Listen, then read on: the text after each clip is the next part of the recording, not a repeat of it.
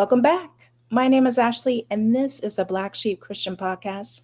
Today I have author Josh Poteet. Welcome. Hey, thanks for having me.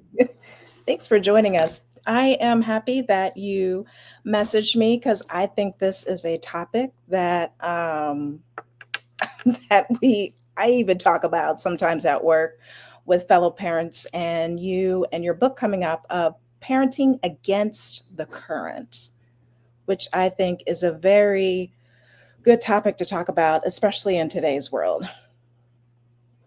Oh yeah, I mean it's one of the biggest challenges I think we have in our life, and because it's such a big challenge, sometimes it gets put on the back burner, or at least that's my MO. I'm like, hey, I'll address these things later. If it's hard, I'll put it in the back burner, and yet we can't do that with parenting, especially not just parenting, but discipling, intentionally shepherding the hearts of our kids. It's Yeah. not easy.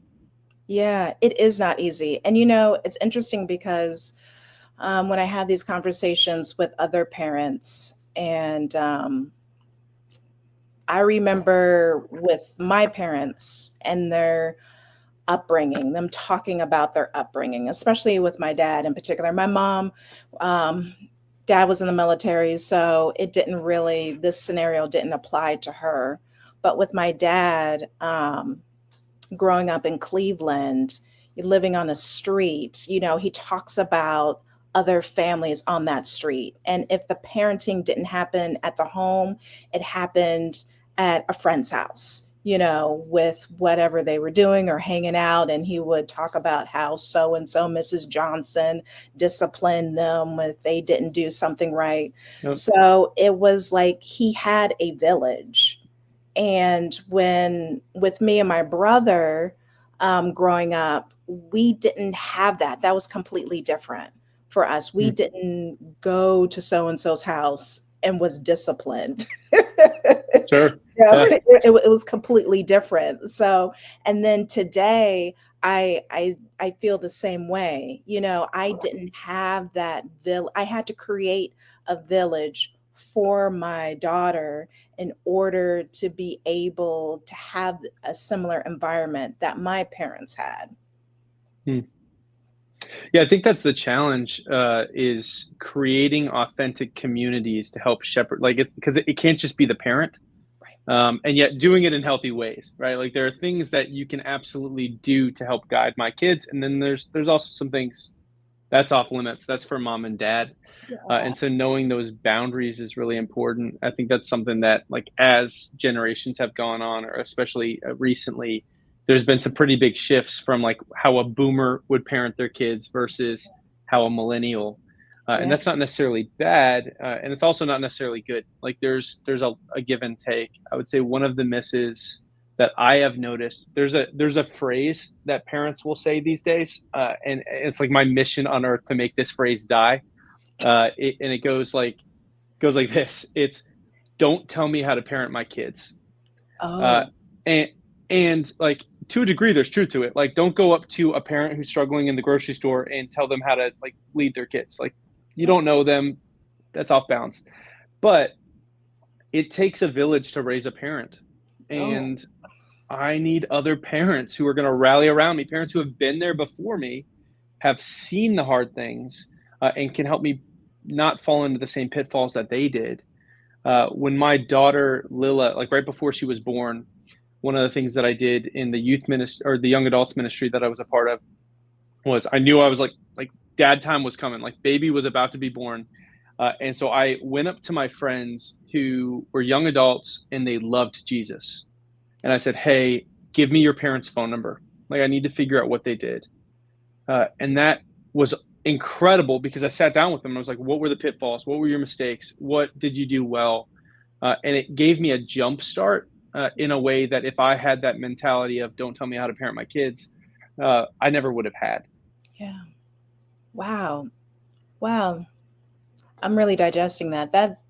I would have never thought about that. Good for you.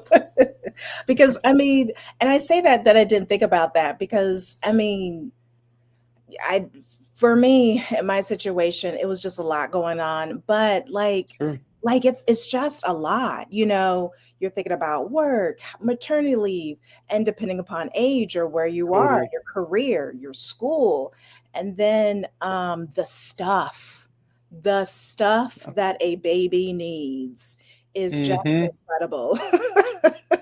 Yep. And then I'm now, my child just turned 18, and I am Hey, still praise God. amazed. I'm still amazed by the stuff that a Well, baby needs. yeah. Oh, goodness. Yeah, it's wild. Like you're not wrong. And actually, like a lot of what you just described is what this book was born out of. Yeah. Because when parents become parents or when they've been parents for 18 years, like the tendency, and this is no fault to anybody, like this is the world we live in. This is a part of living in a fallen, broken world, Mhm. is is hey, I'm just trying to keep my head above water. Like I'm just trying to tread right now. Yeah. The problem is when I'm treading water and in a current, I'm being taken by it, Mm. which means that as intentional parents, we need to understand one, our mission to move upstream and to lead our families intentionally. And two, and I think this is where we get into trouble as parents a little bit, is we need a clearly defined destination that we're parenting towards. Mm. And most parents don't have that. And because of that, it's like I'm surviving, I'm keeping my head above water. It's just like I'm treading, but I'm also pushing forward with my family because I know where I want to lead them. And so I'll like spoiler for the book because like who cares? This is about equipping parents anyway.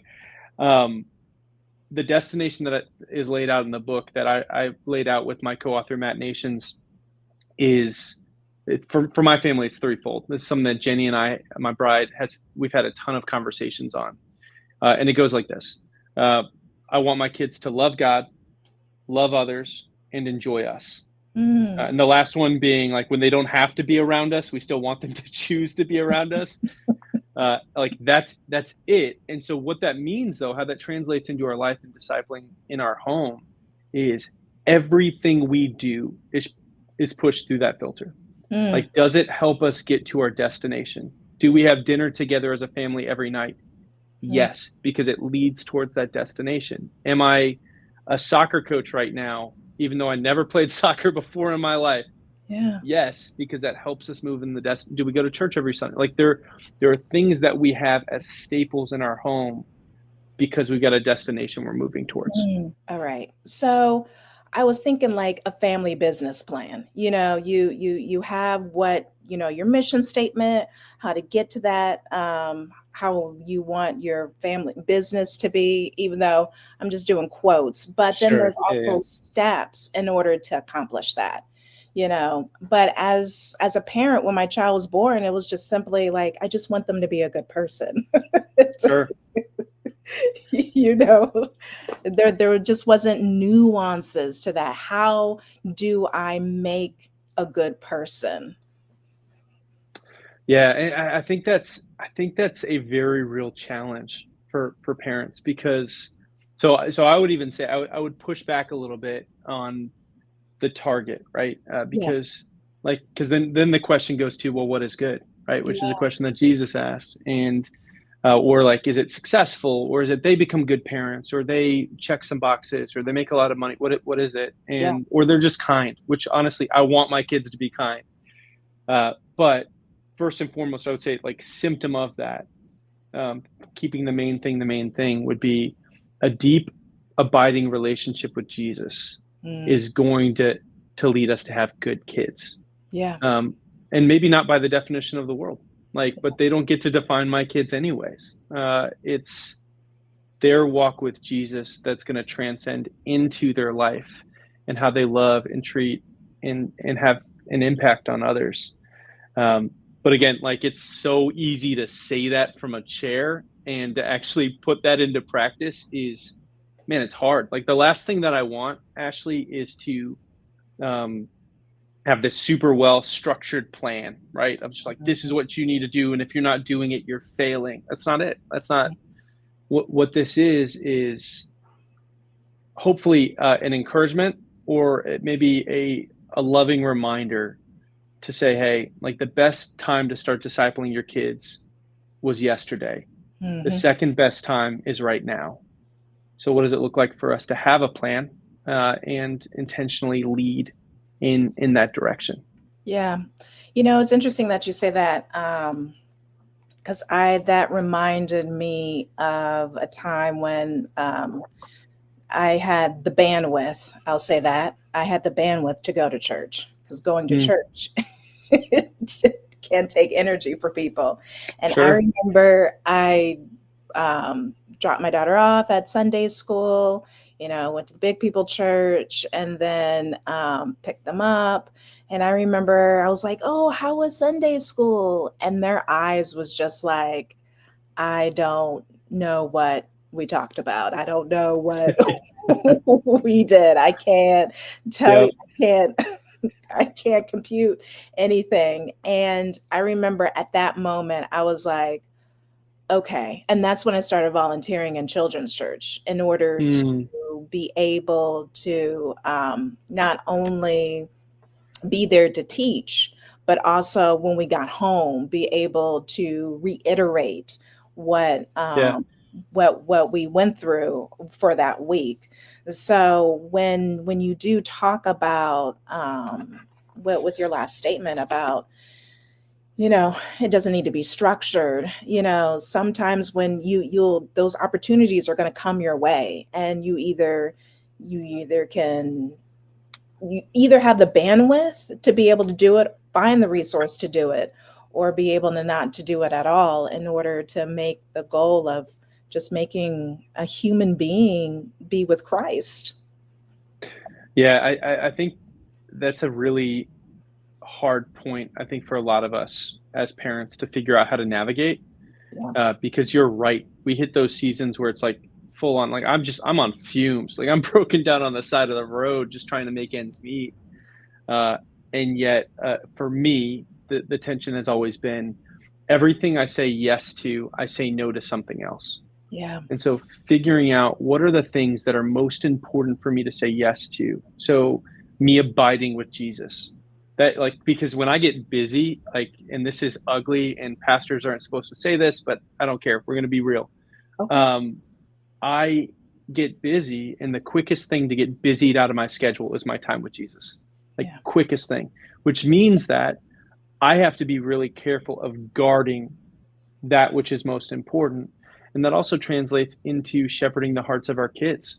Yeah. Um, like my kids, and I'm sure you would agree, like our kids are too important Yeah. and too incredible for us to not shepherd them intentionally. And that's like me talking from the mountaintop right now, right? Like I'm not saying that every day is going to be easy or that you're going to crush it every time. Like there have been times where I've tried to explain a biblical theme to my daughter, and it just way over her head, like just gone. And like especially the first couple, it was funny. I remember a time I was having dinner with Jenny and the kids, and we were talking about like it was raining out and there was like the dogs brought mud into the house, and for whatever reason it leaned into this conversation about sin and about like like God keeping a clean house and like how Jesus gives us new shoes. Like it was this whole thing of like, man, he gives us new shoes so we walk in clean.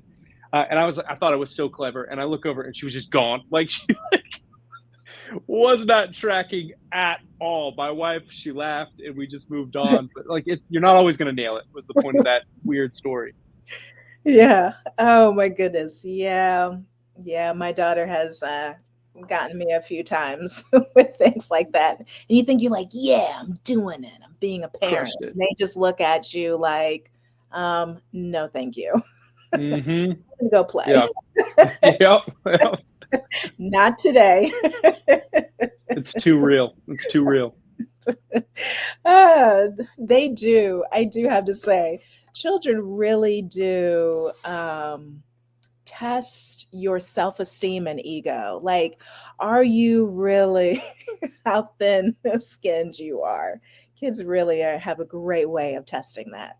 Oh my goodness. And praise God for it, man. Like you know what I need? I need more humility in my life. Like pride's my stumbling block. That's just like everyone has something that is mine, and mine just tends to be uglier than most people's, I guess. And to have a tiny human or a couple tiny humans to remind me of how human I am and Yeah. how desperately, because I'll go to self-reliance so quick, how desperately I need Jesus, not just in the big, like magnificent things or the preaching on stage or the writing a book or whatever. It's in the, yeah, but I want to be a faithful disciple when I wake up in the morning and I get my son up and Mm. I'm getting him ready for school. I want to do that in a way that honors God, right? It's not just the big things, it's the small. And so, yeah, I mean, everything you just said, praise God for, because I need extra doses. Like, give me that extra portion of humility. Yeah. And you know what? Some of the biggest wins, my daughter recently graduated and it was what's called senior sunrise. So they wake up at 2 in the morning, which is something that I wouldn't have done, but kudos. Great job for that.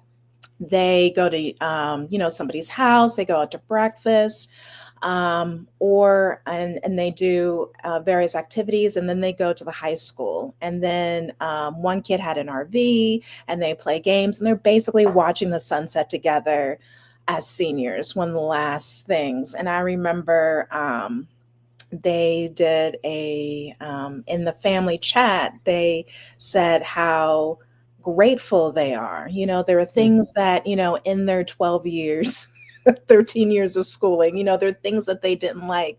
But, to see the sunrise, they reflected on the beautiful things. And it was kind of like, wow, it's like a finish line. And those little nuggets are just the greatest thing in the world, after all the practices and the Yep. meltdowns and, bills being paid. It's just like those little nuggets. It's just like, is this how God feels about us?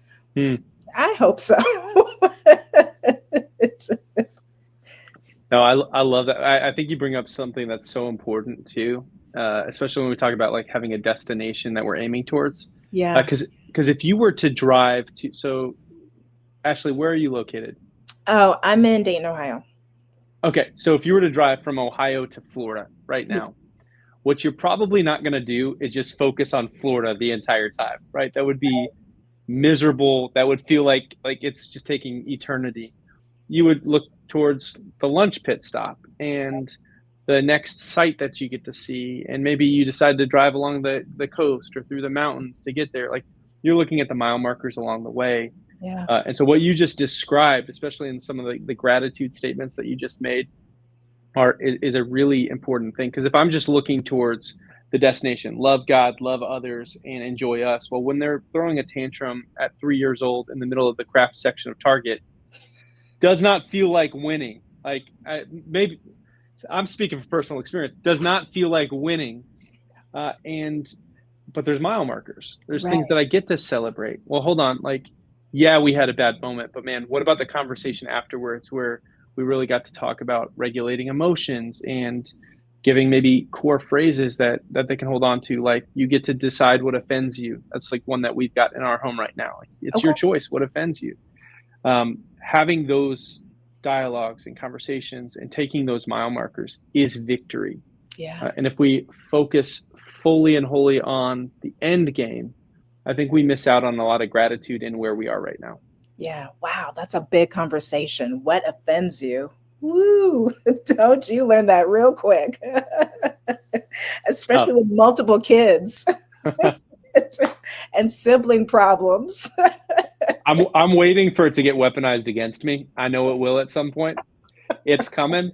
And honestly, I won't even be mad. Like, I'll just be like, you know what? Touche, tiny human. Like, you win this round. Oh my goodness. I remember spanking. I was trying to, new parent, I'm trying to figure out punishment. My Sure. daughter's in a diaper, okay? Didn't do what they were supposed to do. Don't even remember. But I Sure. remember I just spanked that bottom, whack. And my child just looked at me like, woman, what are you doing? Yeah. When you say like what offends you, that face, I'll never forget it. Be like, woman, what are you doing? And why did you do that to me? And I just didn't have recourse. I was just like, well, this isn't This This isn't did my. not work. So I am sure you probably have that tiny human over there that is just gonna that just is a spitfire. Oh Probably. yeah. Well, I mean, like God didn't print our kids out with a cookie cutter. Like they're all different. And so like even like discipline, like if I were to discipline Lila, our daughter, versus Ezra, our son, Yeah. the same way, Yeah. our house would not function. Like it wouldn't work. Like Lila is so gentle and empathetic, Mm, and I could, if I'm not careful, could crush her with a word. Like I have to mm, be so gentle. yeah. And Ezra is a one man wrecking ball. I have to be more direct and like, hey, eye contact, buddy. We need it. Like this is not a, and so I think you're spot on. And like, man, like every kiddo is different. And a lot of especially early parenting is that troubleshooting of like, okay, so what works? Also knowing like, because I guess we've touched on discipline a little bit, like knowing like James 1 says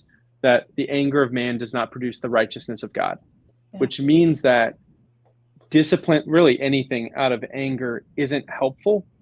Um, and so for me, actually, Dallas Willard says it this way. I love it. He says, "There's nothing that we could do with anger that we couldn't do better without it." Mm, And so for me, in discipline, discipling, walking beside my family, I have to understand that there are different vehicles that I can try to take to that destination.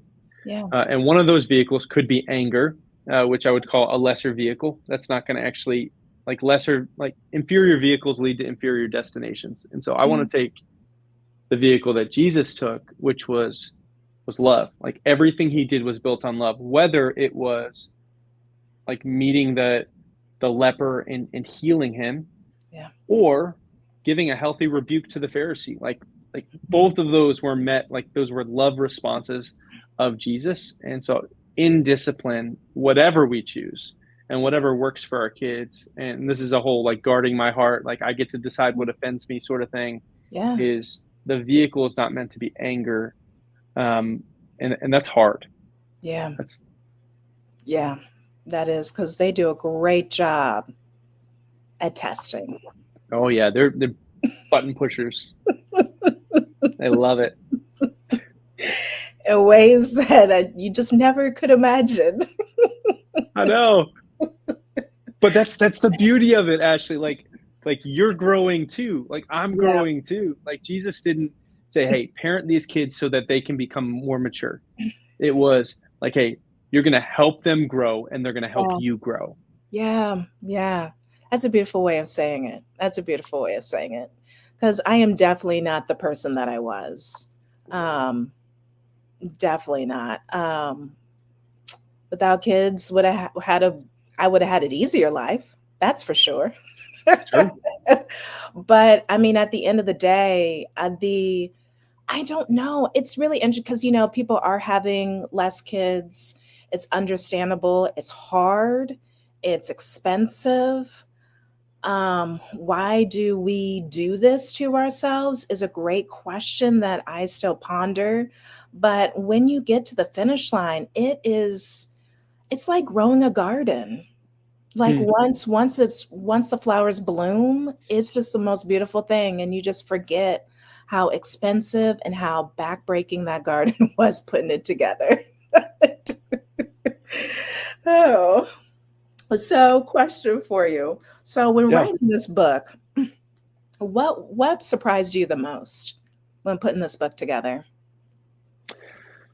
Other than like how magnificently I fail all the time, because that's like the highlight of the book. It was like, hey, where did I mess up? Where did other people do well? So Yeah. other than that, because I'm just good at failing forward, I would say it is that concept of how hard it is, and this is an active practice for me because again, pride's a struggle. So I want to battle against pride. I personally have to have a battle plan against it, and so it's a phrase that I think is really important for parents to understand. Is like, what does it look like for you to fail forward?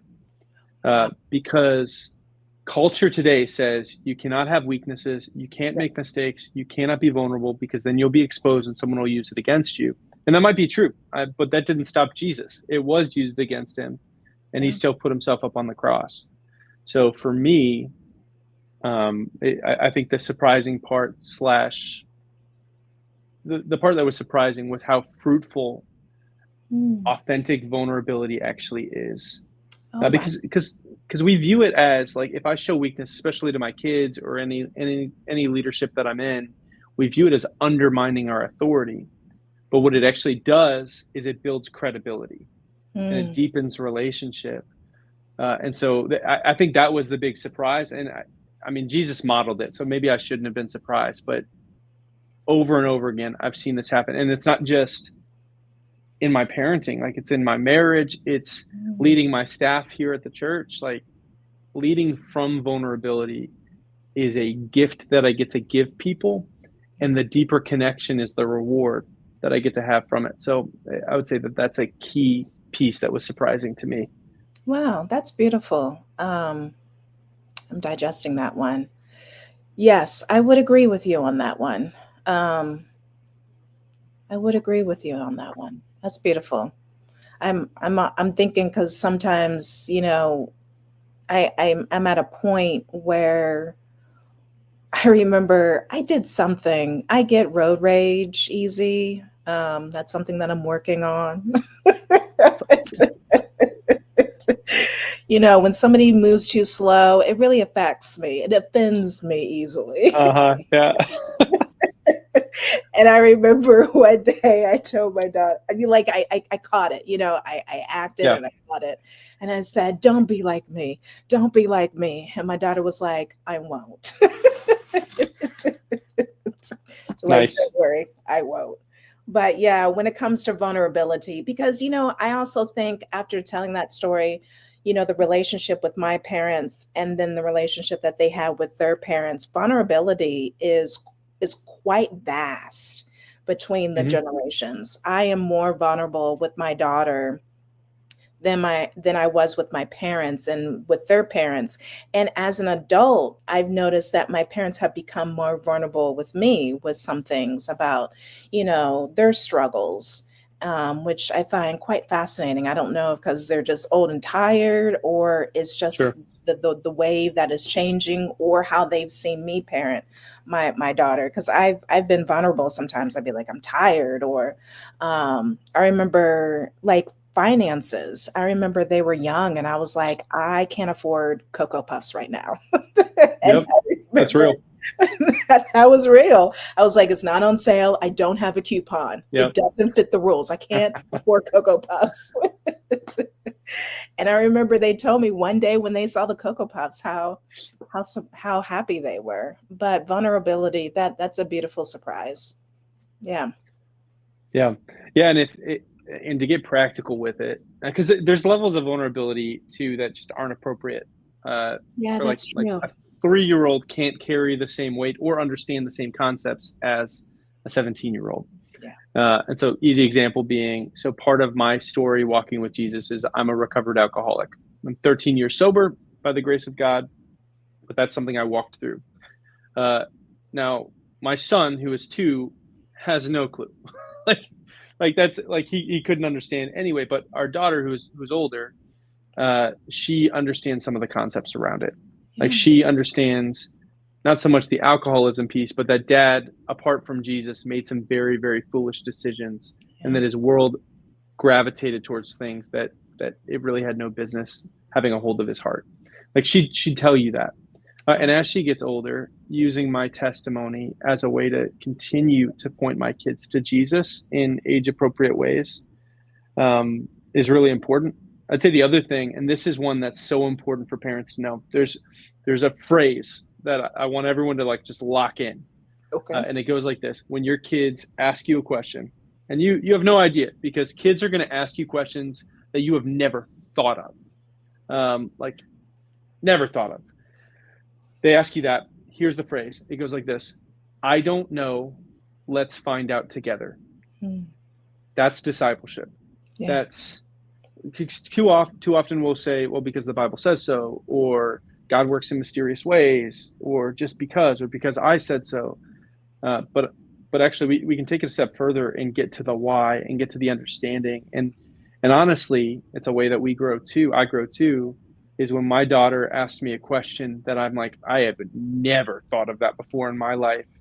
Well, look, why puff up and pretend like I've got it all together? Let's fail forward. I don't know. Let's find out together. And now we're on a journey of me not just giving her answers, but teaching her how to fish, how to find the answers herself. Not only that, but I'm also thinking, I just had a thought in my mind, um, course correction. I remember um, just it was on Netflix and we're watching a TV and I'm asking my daughter a question because I cell phones came out when I was young. We didn't have smartphones. It wasn't a thing. Cell phones were just new. But I know my daughter is in a building where they have access. It's just not Yeah. only just access to cell phones, but other people's cell phones. Hey, let me show you this. Hey, let me show you that. And so I don't have the luxury of course correction sometimes. Mm, So, when we're watching a show, I'm asking a question because I'm trying to have an opportunity to be able to course correct if that answer is incorrect. Because yep. as a parent, when they leave the door to school or I drop them off at practice, I'm giving them to the world. Mm. I think you just described the scariest part of parenting is is that I don't have control. Like at some point, your kids are going to be sent out and they are either going to slay giants or they're going to be taken by them. And that's terrifying. Yeah. But I love what you said of like if we could, and this is like, man, if society could